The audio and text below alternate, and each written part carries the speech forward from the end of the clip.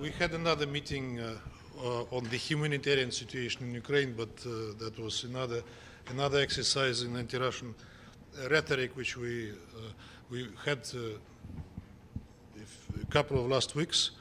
Perhaps I will not comment on the comments that were made and on the statements. You've heard that, and you've heard our statement. To a large extent, it was again an exercise in fakes.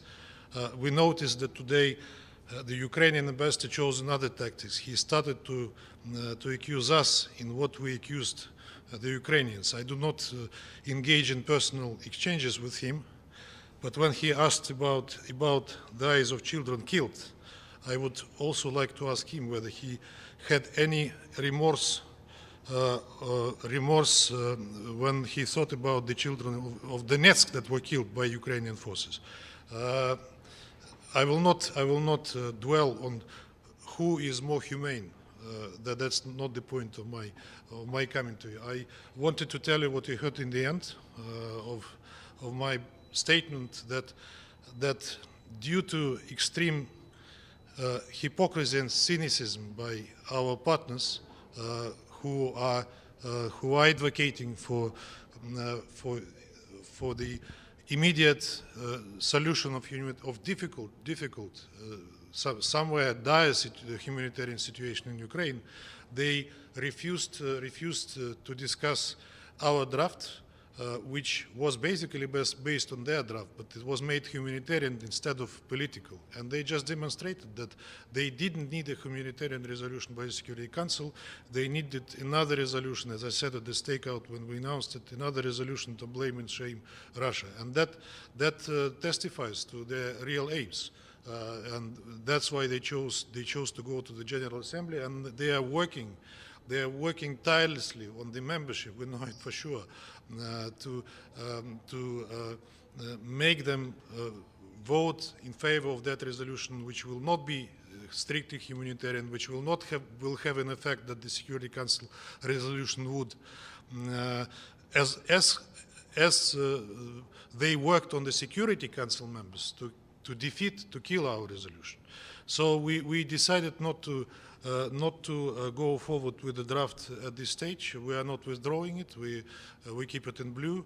But for the time being, we will postpone voting on it. Ambassador, please, Ambassador, you talk about pressure during your speech on countries. Can you be more explicit? Can you tell us that there is some pressure on China, for example? I'm sure there is pressure on all the countries, like it was before the voting on the resolution in the General Assembly. I received calls by many ambassadors who were telling me, I will quote one in particular. He told me, I will vote yes because I got instructions from my capital, despite that we wanted to abstain, because you cannot even imagine what kind of pressure and blackmail were exerted upon us by the Western countries, and in particular US. That's not a secret. They were working on that. Many delegations that were prepared to abstain on the 2nd of March received instructions in the last minute to vote in favor. That is the result of that pressure.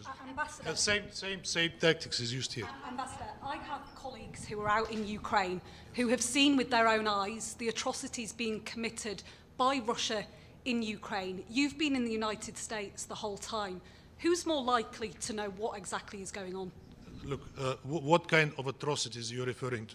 I'm talking about narrow trenches in Mariupol with babies' bodies in. I'm talking about theatres in Mariupol being bombed by Russia. The theatre in Mariupol was not bombed by Russia. I spoke about it, and you may refer to my statement. I do not know anything about the trenches with killed babies in it. I haven't seen it, but I've seen.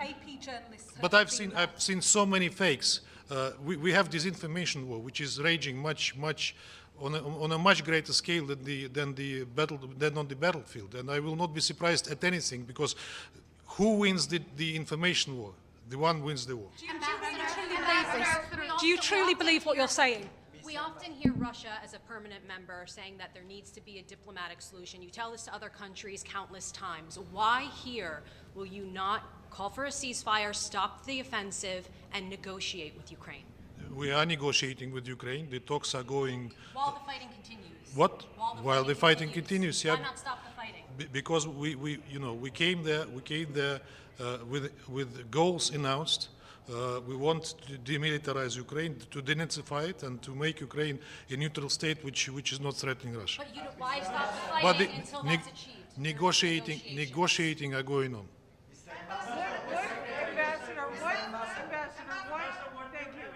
What evidence are you going to bring tomorrow on chemical and We have biological additional weapons? information on that, and I New think it deserves new information, that it deserves being discussed in the Security Council. And that's not a joke, that's not a Russian propaganda, because more and more people in the West, including US and UK, are asking questions on that military bio programs that US was